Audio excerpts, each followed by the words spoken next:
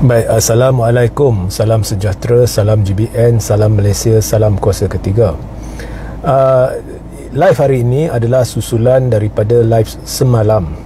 Ya, tajuk live hari ini adalah UMNO tak dapat jawab serangan bertubi-tubi terhadap parti itu setelah DAP semalam mengumumkan ataupun mengesahkan akan teruskan agenda sekularisme.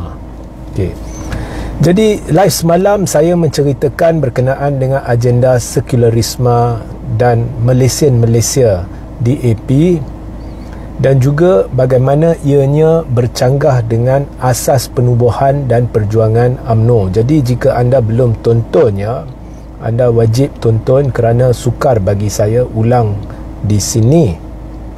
Tapi secara rumusannya, agenda sekularisme DAP atau Malaysia bercanggah dengan perlembagaan persekutuan, dan agenda ini dalam pelbagai bentuk ada di dalam perlembagaan DAP. Maknanya perlembagaan DAP secara dasarnya bercanggah dengan perlembagaan persekutuan. Asas penubuhan atau pembentukan perlembagaan persekutuan Tanah Melayu adalah berdasarkan persetujuan orang Melayu untuk memberi kebenaran kepada bangsa asing untuk menjadi warga negara atas syarat-syarat yang dipersetujui bersama, dan syarat-syarat ini terkandung dalam perkara-perkara yang akhirnya menjadi sebahagian daripada perlembagaan persekutuan. Ya. Dan perlu diingatkan, UMNO lah yang telah berunding dengan pihak British. Pihak British mengiktiraf bahawa ini adalah tanah Melayu, dan pihak British telah berunding dengan orang-orang Melayu khususnya daripada UMNO. Dan walaupun British pada awalnya cuba memberi hak sama rata kepada semua kaum, tetapi akhirnya mencapai kata sepakat dengan orang Melayu, tumpuannya orang Melayu, bahawasanya orang Melayu ni perlu diiktiraf hak istimewa dia. Dan hak istimewa ni adalah satu jelmaan daripada keistimewaan yang memang harus ada pada orang Melayu, kerana merekalah yang istimewa, merekalah asalnya pemilik tanah ini yang seterusnya telah membangunkan tanah ini sehingga tertubuhnya kerajaan-kerajaan awal. Dan bila British datang sini, dia bukan berunding dengan sesiapa, dia berunding dengan kerajaan-kerajaan pentadbiran-pentadbiran awal. Malah dia mengaku di sini bila dia sampai, dia nampak ada pentadbiran Melayu dan dia iktiraf Sultan. Jadi ini adalah kedudukan istimewa. Jadi bila British berunding dengan Melayu dan akhirnya memberi keistimewaan, itu sebenarnya adalah pengiktirafan bahawa ini adalah tanah Melayu. Satu lagi pengiktirafan oleh pihak British bahawa ini adalah tanah Melayu, ini adalah tanah hampa, jadi hampa ni istimewa.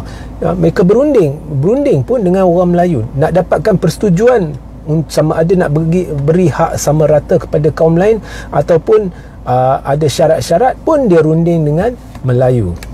So sekarang DAP ni dia nak ubah benda ni, dan itu sudah disahkan secara tidak langsung oleh Anthony Locke. Kerana apabila Anthony Locke berkata agenda sekularisme dan Malaysia semestinya akan diteruskan, ini secara tidak langsung bermakna DAP sememangnya tidak bersetuju lagi dengan syarat-syarat itu.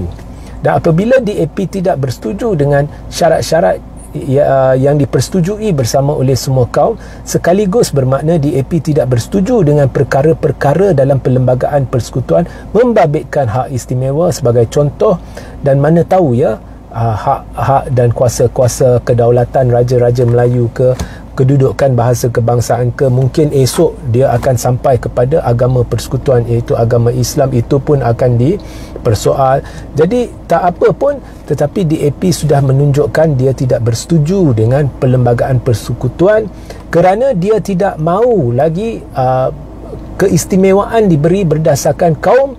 Dia nak tidak ada rujukan terhadap kaum, ianya adalah rujukan hanya kepada kewarganegaraan. Jadi bila anda rujuk kepada kewarganegaraan tanpa mengira kaum, anda sudah mengenepikan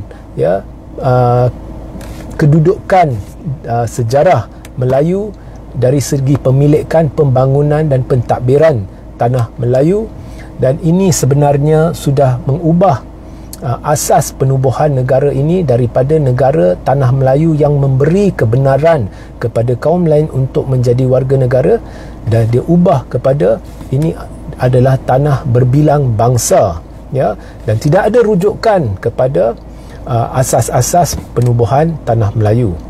So DAP sebenarnya adalah sedang mengganggu-gugat, ya, ketenteraman negara, keselamatan negara. Ini boleh menimbulkan huru-hara. Dan selepas DAP membuat pengumuman itu, UMNO diserang bertubi-tubi. Now, serangan terhadap UMNO ni adalah disebabkan orang memang dah marah dengan UMNO lama dah. Kita sudah lihat PRN, PRU, memang orang Melayu majoriti dah pinggirkan UMNO.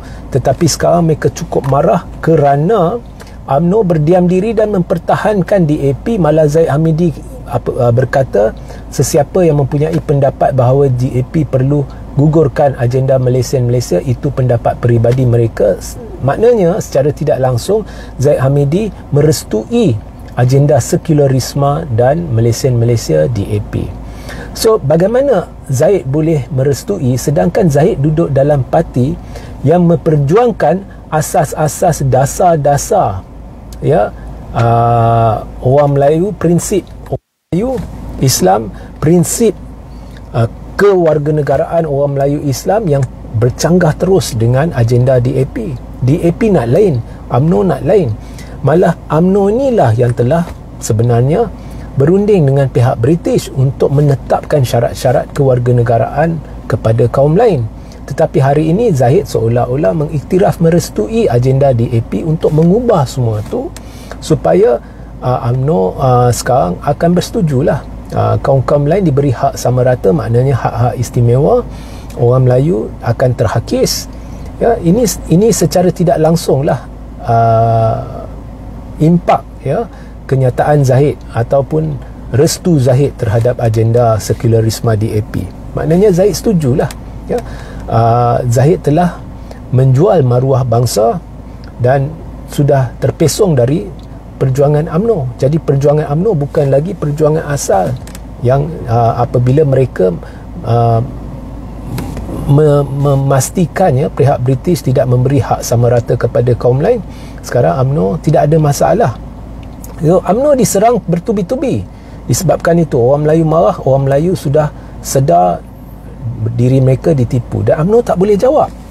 Jadi bila tak boleh jawab, ada sekok tu depa mula saya kata sekok, faham lah siapa saya maksudkan sebab dia selalu suka guna istilah sekok, ya, anak-anak, setiap ekor anak-anak, ya, dia gelar anak-anak ni sebagai sekok, ya. Jadi ada sekok tu dia tengah tularkanlah satu video di mana ada penjelasan bahawa dulu bersatu bersama DAP tak ada masalah. Itu berbeza, ya. Dulu apabila Tun Mahathir dan Tan Sri Muhyiddin Yassin menerusi Parti Bersatu bekerjasama dengan DAP, ianya bukannya disebabkan agenda kaum atau agama. Dulu ada satu konsensus di kalangan majoriti rakyat Malaysia dan hampir kesemua parti-parti selain parti-parti Barisan Nasional bahawa Barisan Nasional khususnya UMNO dikawal oleh kleptokrat dan Barisan Nasional menubuhkan kerajaan kleptokrasi. Wang aset negara dijarah, berbilion-bilion ringgit lesap begitu sahaja di bawah pentadbiran Najib.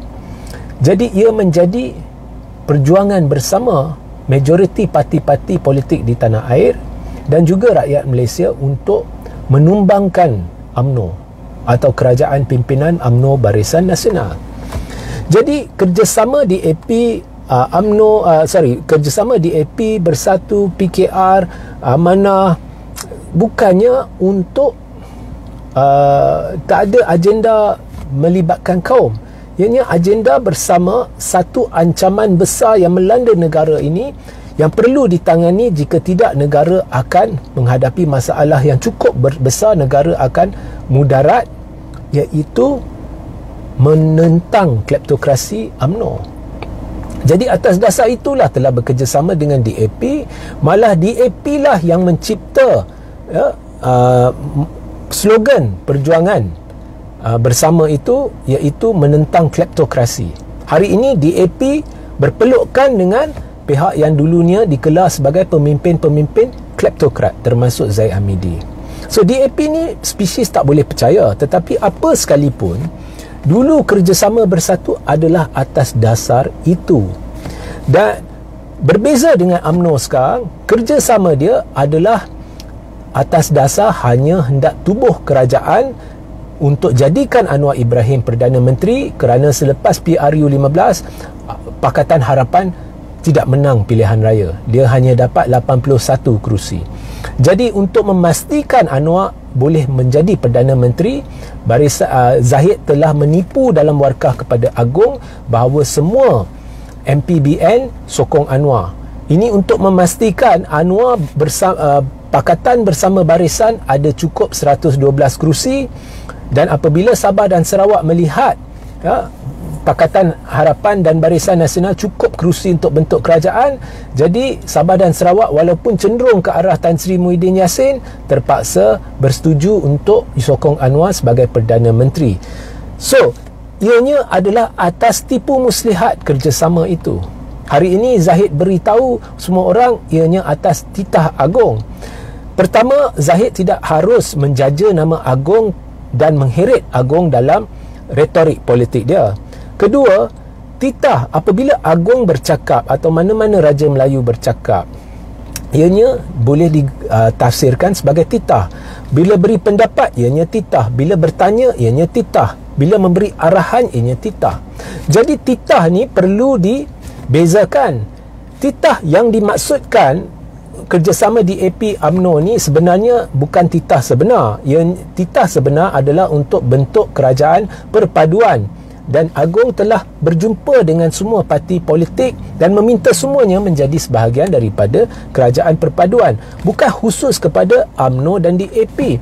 Dan itu titah pendapat kerana Agong di atas daripada politik. Dia tidak boleh libatkan diri dalam politik. So itu titah pendapat dan tidak semestinya dituruti. Dan jika anda tidak turuti, anda tidak mengkhianati atau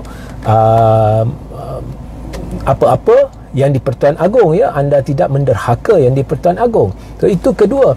Ketiga, DAP dengan UMNO dah lama sebenarnya berbincang untuk menjadi sebahagian daripada kerajaan. Zahid dan DAP dah lama ada perbincangan sebelum PRU 15, dan maknanya Zahid menipu apabila bersumpah demi Allah bahawa dia tidak akan kerjasama dengan DAP. Dan sehingga PRU 15 rakyat diberitahu no Anwar, no DAP. Jadi kerjasama Zahid dengan DAP adalah atas tipu muslihat dengan menipu penyokong mereka. Berbeza daripada Bersatu. Dari awal lagi Bersatu sudah beritahu. Dari 2016 lagi, sebelum hampir 2 tahun sebelum PRU, mereka sudah bekerjasama. Jadi bila rakyat masuk pilihan raya dan sampai ke peti undi, rakyat sudah tahu Bersatu bekerjasama dengan DAP kerana Bersatu terus terang beritahu kami bekerjasama dengan DAP. Bukan untuk agama, bangsa dan negara khususnya, tetapi khususnya untuk melawan kleptokrasi, untuk menumbangkan UMNO. Maknanya DAP dengan Bersatu masih perlu berbincang untuk mencapai kata sepakat berhubung dengan ideologi perjuangan, ya, itu belum diselesaikan.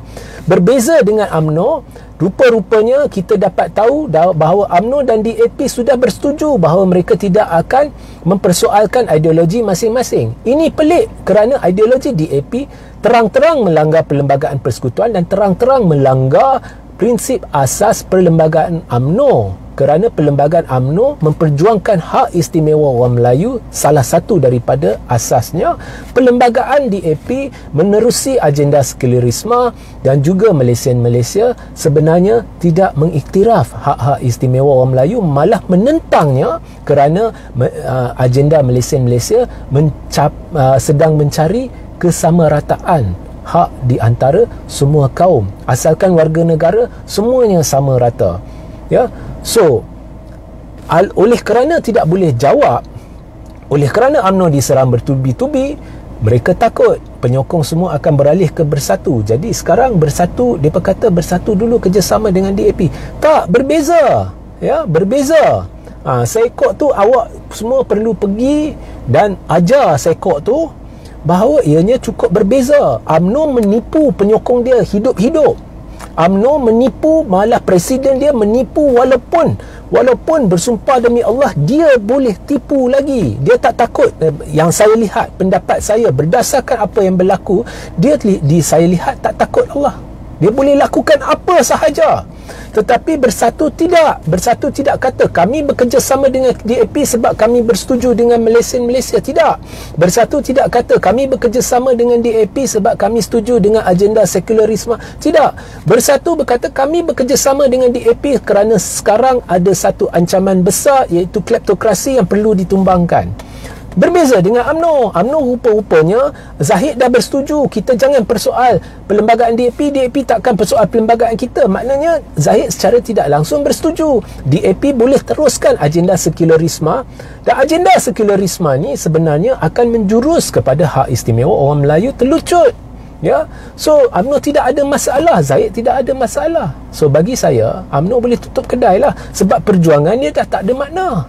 UMNO boleh tutup kedai, semua ahli UMNO boleh masuk PKR. Ya, so itu penjelasan saya. So sehingga kita berjumpa di lain masa. Assalamualaikum, salam sejahtera, salam GBN, salam Malaysia, salam kuasa ketiga.